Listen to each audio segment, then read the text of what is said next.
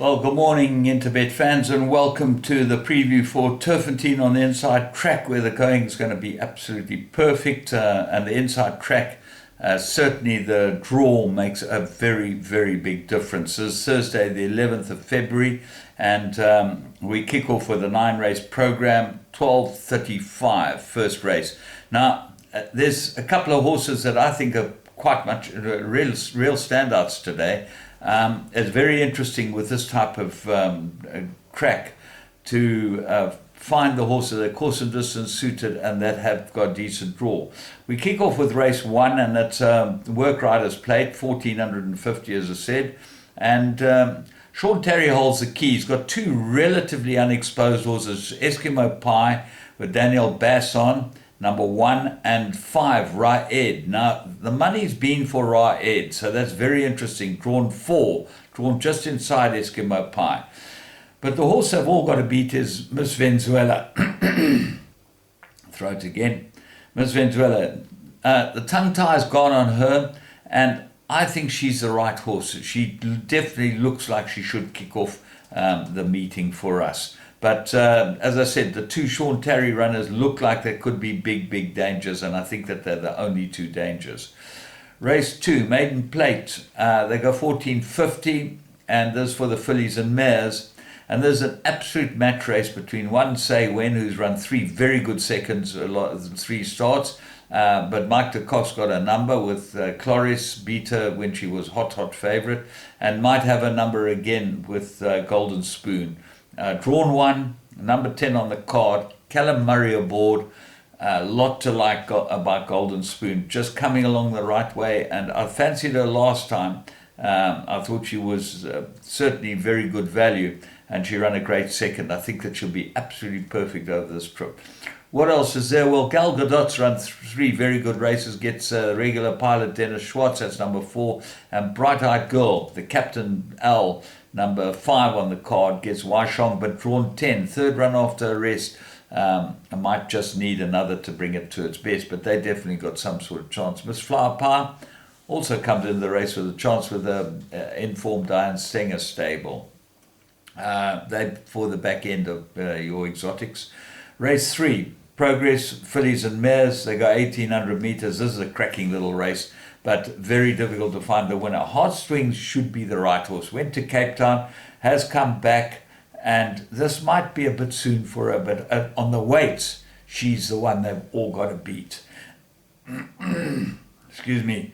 Shiver's got very good form, but Sidoni, drawn 1, Lyle Hudson, come down in the merit rating. What's interesting, but there's not a merit rating race where it doesn't, and the merit rating doesn't really help you. So Spice Market and Netta certainly don't seem well in at the weights, but Netta might be the big find of the race. I think it's a very, very difficult race, and certainly as far as the bipod and the PA is concerned, I'm putting in all 5 runners. I think they're only all 6 runners at least. A race 4, merit rated fillies and mares, 1500 meters. And here's another very difficult race, another one that I think is probably a field race. Keep Smiling, number 1, gets the blinkers, so that might improve her.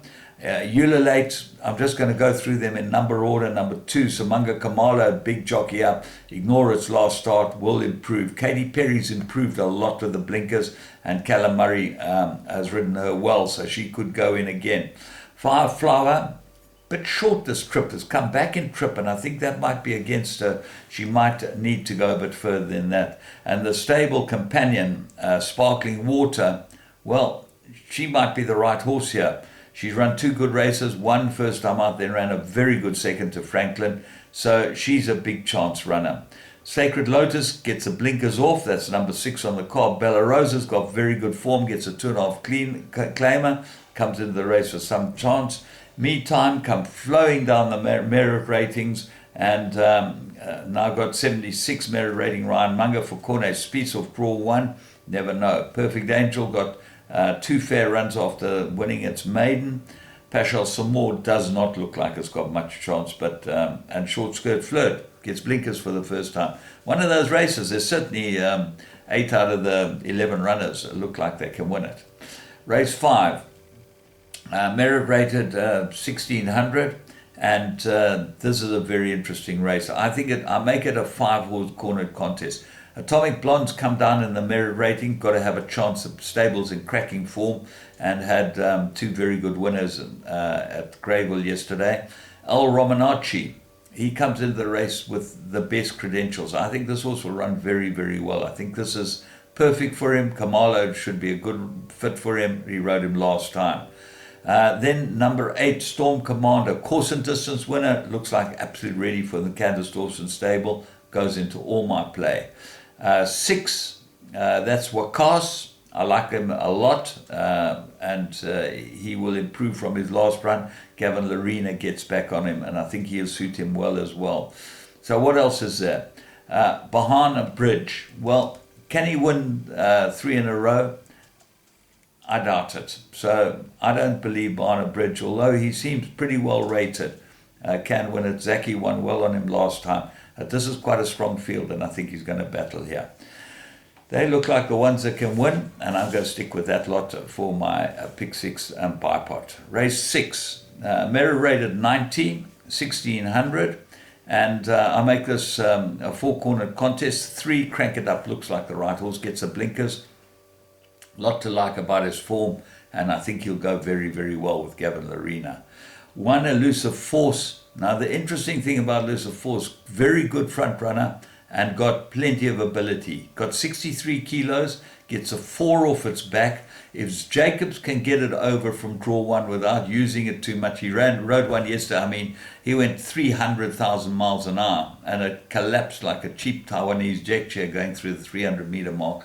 We'll just keep an eye on that one, because that was a very poor ride. And I think he's still learning. He's a 4-kilogram claimer, and it's very difficult for him to be able to judge the pace. But she's 2 from 3 course and distances, filly, and if he gets just a lob along in front, she'll be very hard to beat. Namaqualand comes into the race with all types of chances, and so does August Rain. 3rd run after arrest, absolutely ready. 53.5 looks extremely well rated in the merit rating, this horse, and I think he might be the right horse.